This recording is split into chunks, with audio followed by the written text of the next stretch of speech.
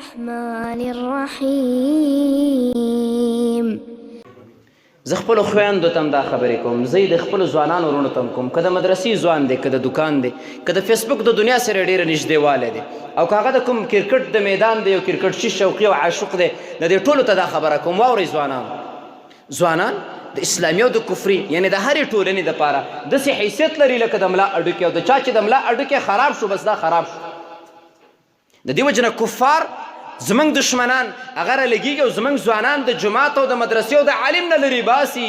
په دې به کله ته پوهېږي او کله به پرې نه پوهېږي. زه خیر دی زما ځوانه مؤمنه وروره، ځواني هغه نعمت دی چې په ځوانۍ کې د الله بندګي وشي. الله رب العالمین دا انسان د قیامت په ورځ باندې د خپل عرش د سوري لاندې راولي، او د قیامت په ورځ باندې سوري موري نشته، همدغه یو سوری دی. حدیث د نبی صلی الله علیه وسلم سبعة یظلهم الله فی ظله یوم لا ظل الا ظله. وکسان دی ورونو لنډ لنډې ویو، قیامت په ورځ به الله رب العالمین د عرش د سوري د لاندې کښېني. یو هغه پاچا چې عادل وي، اسلامي نظام ورسره وي، قرآن او سنت ورسره وي، او دا تطبیقوي او د الله بندګي کوي. بس چې د دې نه مؤمنان مسلمانان ډېر نن سبا بې برخې دي د دې مسلې نه. دویم وشاب نشأ فی عبادت الله، هغه ځوان چې د الله رب العالمین په بندګۍ کې ځواني تېره کړې ده، چې ګوري جومات کې، چې ګوري تلاوتو سره، چې ګوري منځ، د مسلمانانو سره همکاري، د مشر قدر احترام، دینداري او د ګناه نه لرېوالی. دغه ځوان چې د الله رب العالمین په بندګۍ کې ځواني تېره کړه، خپل شهوات یې د خپو لاندې کړله، د ځوانانو سره انډیوالانو سره هغه د ګناه او د معصیت او د دې ځینو ته لا نه غړلو، بس د قرآن او د الله بندګۍ کې ځواني تېره کړی. زما ځوان او ګرانه مؤمنه وروره، څنګه به دې خپل عمر باندې لوبې وکړلې؟ درد او ارمان به درشي، خو د دې درد دپاره به بیا پټۍ نه وي. مه کوه، راشه دیندار اساس شه، د محمد صلی الله علیه وسلم شکل خپل کا، د محمد صلی الله علیه وسلم منځ خپل کا، د محمد رسول الله اخلاق خپل کا، د قرآن سره ژوند جوړ کا، د حدیث سره ژوند جوړ کا، د جومات په اول صف کې کښېنه، د اختر په ورځ کې ته صفونه وغوړوه، په جنازه کې د ټولو نه مخکې راشه ودرېږه. زما ځوان رور ته چې زه د جنازې په وخت کې یم چې راشه ودرېږه، نو د ډېرې حیا نه سر ښکته کړي او ما ته زما جامې بېلمازې دي. ګرانه وروره ما ته پته ده زه ستا طبیب یم، ستا جامې نه دي بېلمازه، ستا ایماني جامې بېلمازه دي، دعا درته نه ده یاده. وې به څه هغه چې څه پکې ویله کېږي هغه څه شی دی؟ زما ځوانانو وروڼو، دوکانداري وکئ لیکن د اسلام په چوکاټ کې، انډیوالي وکئ د اسلام په چوکاټ کې، چکر ته لاړ شئ د اسلام په چوکاټ کې، شپې ورځې تېرې کوئ د الله رب العالمین په بندګۍ کې. ملګري حدیث ویو، نبي صلی الله علیه وسلم ته جبریل ویل ژوند تېر کا، لیکن پوښتنه شته. ګورئ داسې ژوند به نه تېری، د جواب خیال به کوي چې څه جواب الله له ورکومه. نو زما مؤمنان وروڼو، هغه ځوان چې د الله په بندګۍ کې تېر شي، زما په فکر دا لاندې خبرې ټولې د دې ځوان دپاره دي. ورجل قلبه معلق فی المساجد، هغه سړی به هم د عرش د سوري لاندې چې جومات یې ډېر خوښ وي، د جومات په برخ خفه کېږي، په صف یې خفه کېږي، عالم ته وایي درس وکړه، مولوي صاحب چې ناوخته شو ولې تاسو پرون نه وایي، موږ ستاسو کمي محسوس کړله. ما یو ځای کې درس کوله په دې اخوا وطن کې، نو زه 2 ورځې لا نه ړلم. په 3مه ورځ چې لاړم خلک په دې لاره کې بار ولاړ دي، په دې وطن باندې خلک پوه نه شي استبرتو یم پاکستان کې بار خلک ولاړ دي، سپین ږیري سپین ږیري خپې بلخپې، استاد جي السلام علیکم، استاد جي السلام علیکم، استاد جي موږ سخته کمي محسوسه کړله. زه په دې ټکي پوه نه شو. ما سبا یو ملګري ته ویل چې بېګا ملګري راغله ما ته یې سخته کمي محسوسه کړه. څه مطلب ما نه خفه دي؟ وایي نه په تا پسې خفه دي.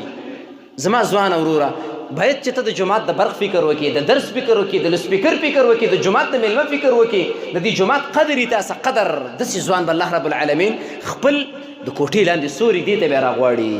بل هغه ځوان دی زما مؤمنه وروره چې 2 هلکان دي، 2 سپین ږیري دي، 2 مسلمانان دي، د یو بل سره یې مینه ده خالص د الله رب العالمین د رضا دپاره. هلکه ستا دا سړی ولې خوښ دی؟ یاره ده ته الله رب العالمین قرآن یاد دی، دومره ښکلې اواز څه قرآن وایي، الله اکبر ته چې جبریل وس راوړي. هلکه ستا د پلن کیسه ولې انډیوالي ده؟ یاره مولوي صاحب ما مونځ نه کولو، ده راته ویل مانځله راځه، زه اوس په مانځه باندې را رګېدلی او ده سره مې سخته مینه ده، دا زما ته ګناهونه اصلاح کوي چې دا مه کوه. ښه ماشاءالله. هلکه دا عالم دی ولې خوښ دی؟ دی عالم بس موږ ته د الله رب العالمین دین وایي، دین. زما ځوانانو وروڼو راشئ ګورئ خپل آخرت کامیاب کوي، دنیا هم کامیابه کوي. والله العظیم د رزق او د اقتصاد د لوړو منارونو ته ختلو دپاره دا ځینې کارونه ذریعه نه ده لکه دا موږ چې کوو. ځوان ته ویله ولې دې ګیره کمه کړې ده؟ وایي ما دولت نیسي، ما دې دولت ته خو زه په سار نه د ماښامه پورې 3-4 بیانونه یې خامه پکې داسې واړوم راواړوم، اداري فساد باندې ورځم، والي په قصه کې نه یم، پولیسوال په قصه کې خپل کار به کوي. موږ دعوت کوو چې په چا کې څوک کوم لرګی چې جدا او میخ ورکوو چې یو ځای شي. ما ولې نه نیسي چې تا نیسي دروغ ولې وایې من خو چې راشو یو ماته دې خو هلته کې څه دي مسجد څه خبرې مې لکه بم پکې ما داسې کته به وړم څنګه وړم کابل ته چې کنټینر نه وځي اخشن به وړم نو امیر صاحب بخښنه غواړم موږ سره دومره خبرې وړو بیا موږ ته قدر کوي ولا چې دا شی تېرې کړو چې داسې مخ ته له سور کړي چې دومره خبرې وسکې کمال لیسنس دی لیسنس ویزه پې لګېدلې ده ته دا پرېږده چې ستا څومره قدر دی خو ته د خوند نه یې خبر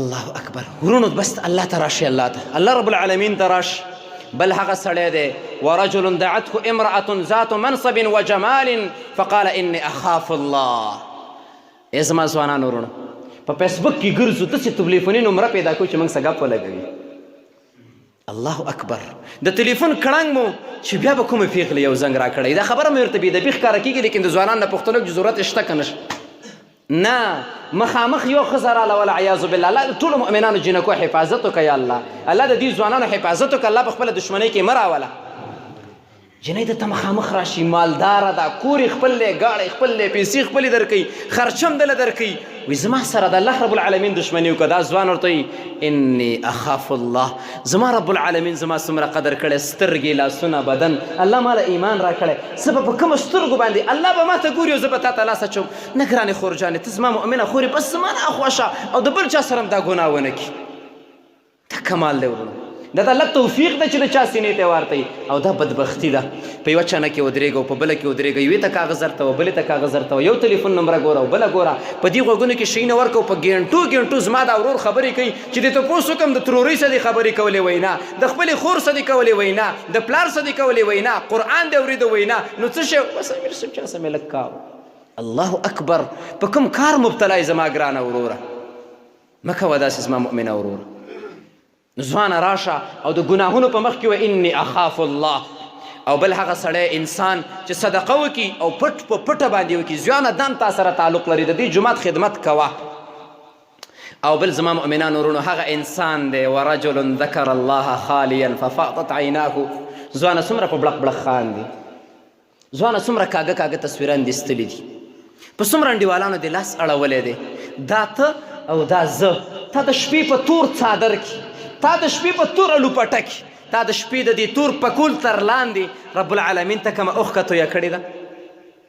الله اکبر راځئ چې وجاړو زه کله کله دا ودونه او په کلي کې جمعه ډول والی کېږي جمعه ډول والی کېږي داسې خفه شمه چې ای افغانانو د مړي په ورځ څوک ډول وایي ورونو یا لکه وایي موږ هره ورځ مرو که نه مرو زموږ په مرګ باندې خلکو بنګلي سازې کړې خو چې ته نه یې تللی هغه ځي ته نو زه څه وکړم ما خو ډېرې لوړې لیدلې دي دې رښتیا موږ ته ډېر ټلیفونونه راوستي وژنې ته به مخکې راځې که ملایکې قصه کې مه اوسېږه مرګ د باچا په لاس کې دی نیکه مې نړ شه کور چلیږي زه به نه یم کور به چلیږي انشاءالله ای مؤمنانو ورونو ای زما ځوانانو ورونو ای د تورو ویښتانو خاوندانو ای زموږ د سباني دور مشرانو حاجي صاحب کاکا صاحب ماما صاحب والد صاحب ولسوال صاحب چې د الله بندګي در پکې نه وه دا وطن نورم ټوټې ټوټې وینه او زه در باندې خفه یم په دنیا کې هم د رب بندګي وکړه او په آخرت کې هم د الله رب العالمین د عرش د سوري لاندې دمه په دمه کښېنه ځواني د جنت د تللو سبب دی ځواني د جنت د تللو سبب دی خو چې ته پې پوه شي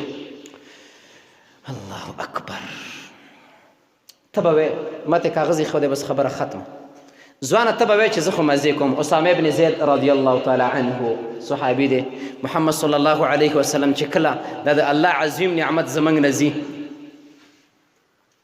په هغه وخت کې ورله تشکیل د جنګ کړی ته به جنګ له ځي څومره عمر یې و اهل علم لیکلي د 18 کالو برابر عمر یې و 18 کالو کې یو ځوان د الله رب العالمین په نوم باندې خپله وینه تویوي او زما د 20 کلنۍ ځوان رور ما سره تش د جومات په سجده او په سب کې ودرېدو ته نه دی تیار ما سره د قرآن او د درس ناستې ته نه دی تیار زما دغه مؤمن رور چې زه دته ویم ځان له قرآن والا او تلاوت وکړه دا دته نه دی تیار ای ځوانانو د اسامه په شان د ځوانان جوړ شئ د اسلام هرې کړنې ته د هر چا نه مخکې لاړ شي د هر چا نه مخکې لاړ شي زید ابن حارثه رضی الله تعالی عنه جنگ موته وه په هغه کې نبي صلی الله علیه وسلم دله بیرغ ورکړی و کافرو د ده دا یو لاس پرې کړلو په جنګ کې ولګېدلو دا بیرغ یې په دې بل لاس کې ونیولو دا بل لاس هم زخمي شو پرې شو دا د اسلام بیرغ ولیدل ورته ګران شو دا یې داسې کلک ونیوله ای ځوانه دا قرآن کلک ونیسه ای ځوانه دا جومات کلک ونیسه ای ځوانه د عالم سره تعلق وساته ای ځوانه په دې خپل تلیفون کې د 15 د 10 قاریانو تلاوت واچوه د عالمانو بیان پکې واچوه د آخرت د فکر بیانونه پکې واچوه سندرې او په ډانسونو او په سریالونو په دې څه کوئ